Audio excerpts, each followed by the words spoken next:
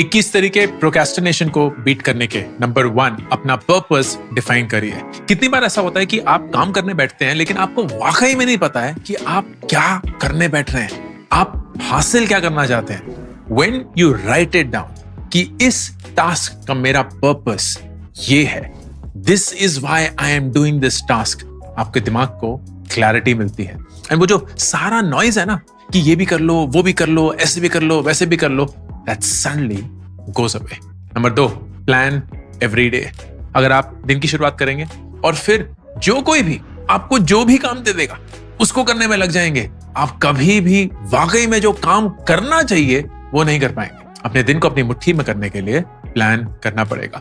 The best thing that I do is, रात को सोने से पहले मैं एक नोट करता हूं कि अगले दिन कौन सी ऐसी 3 चीजें हैं जो मुझे हासिल करनी ही है, मुझे अकम्प्लिश करनी ही है, क्योंकि that's when I will feel कि मेरा दिन कंप्लीट हुआ है। एंड चाहे जितनी भी भसड़ हो, जितना भी शोर हो, जितना भी माहौल इधर उधर हो, ये 3 चीजें मुझे करके ही रखनी है। That is me planning my day.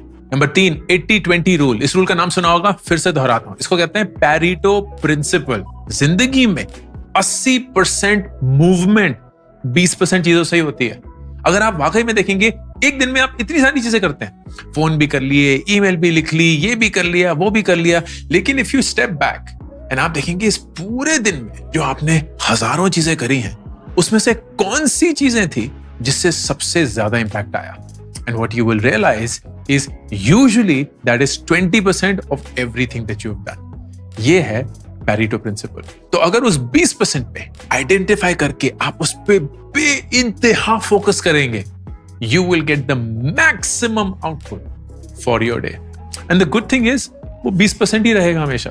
That means 80% of your time you can actually do जो भी आप करना चाहते हैं, as long as वो 20% पूरी शिद्दत, पूरे फोकस के साथ आप accomplish करें।